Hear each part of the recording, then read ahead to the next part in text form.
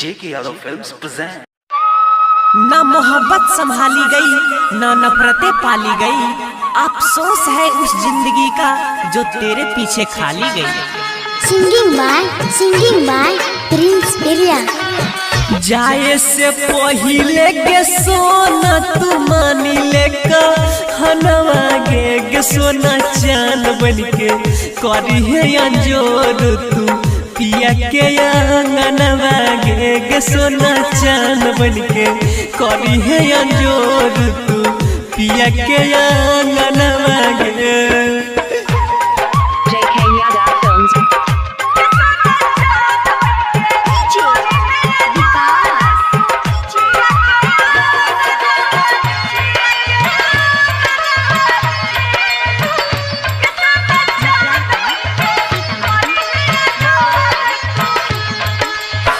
भूल जइबो पगली हम सोचल सभे सपनवा गे जान चांद बनके करी है अंजोर तू पिया के अंगनवा गे जान चांद बनके करी है अंजोर तू पिया के अंगनवा गे।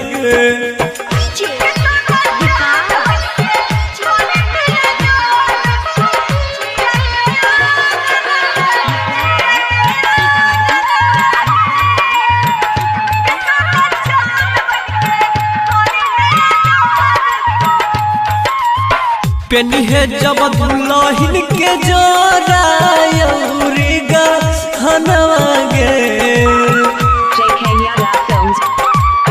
देख दी है सुंदर सुरातिया मनाई ले मनवा गे जन चान बनके करी है अंजोर तू पिया के अंगनवा गे सोना चान बनके करी है अंजोर तू पिया के अंगनवा गे।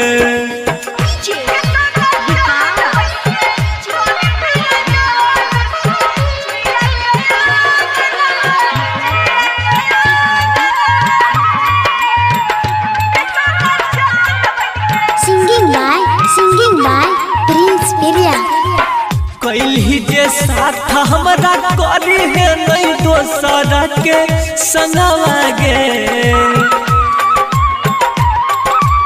सैया के साथ लेनी भाई है पैसा तो चनवा गे जान चान बनके करी है अंजोर तू पिया के अंगनवा गे सोना चान बनके करी है अंजोर तू पिया के अंगनवा गे।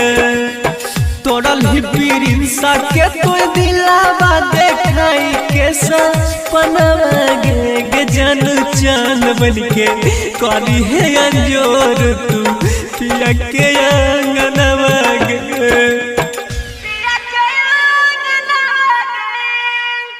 JK Yadav Films